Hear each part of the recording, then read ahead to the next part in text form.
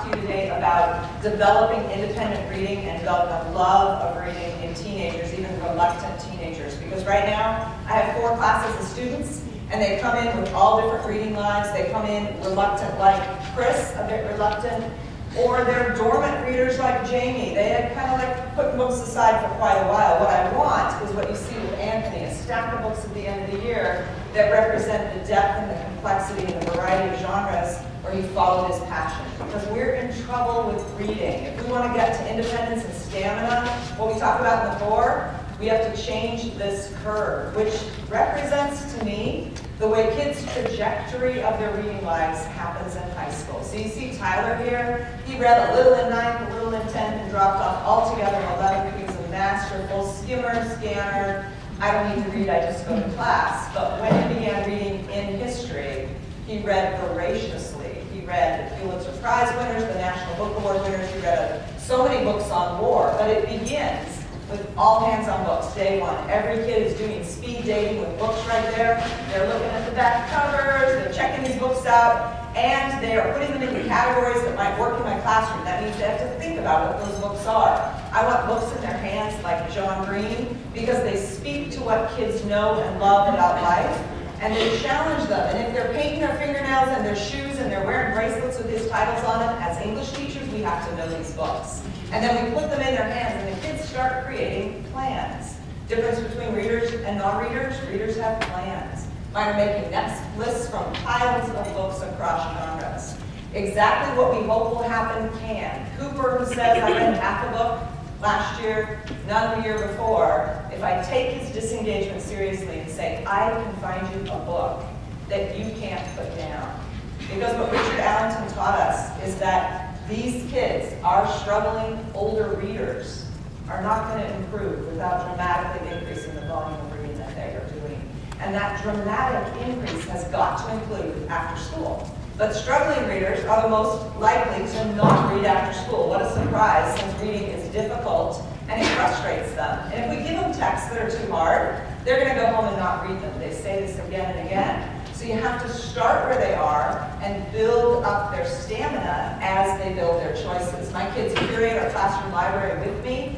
They find books that will extend their thinking, and then it naturally meets that progression that Terry was saying talked about. My students start choosing the good soldiers, the forever war. They move on to Behind the Beautiful Forevers if history is their love, because they do seek challenge and seek books that will continually feed them.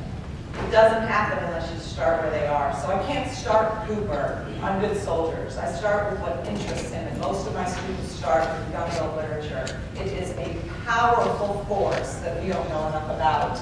Follow one kid's trajectory here, because everyone has an individual reading life. You do, my students do. Megan, she starts with special ed books, she wants to be a special ed teacher, she goes to young adult lit, to memoir, to world literature across the Atlantic, to India, to Africa, and then she comes back to the classics and she slowly reads her way independently through The Color Purple and Lolita. Why? Because in my classroom I really support the roller coaster reading life. We all do it. We read hard books slowly, and then we all want a break and we take a little slide down the backside of all kinds of easier reading, followed by another challenge. Megan had book club that was contagious. She infected our classroom, she infected our school, and what happens when that happens?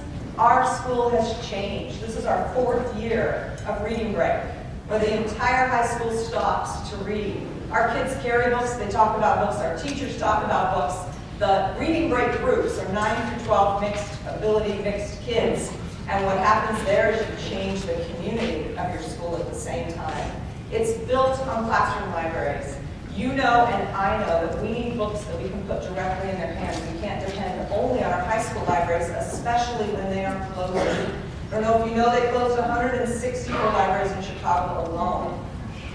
This decrease in funding, 25% in high-poverty areas, school supplies and informational materials, means that there are teachers all over this country who can't get books. So my husband and I started the Book Love Foundation last year. In 2013, we gave away our first 3 classroom libraries, 500 books. One of the recipients is in the room, and it's the reason that I put this library, this whole idea together. Because Molly wrote to us and said, as an early teacher, She knew her kids needed books, so she took a second job as a waitress. And she's the only English teacher in her rural high school in Illinois. And the night I called her, I said, "This is Penny Kittle from the Book Love Foundation." She said, "It is not."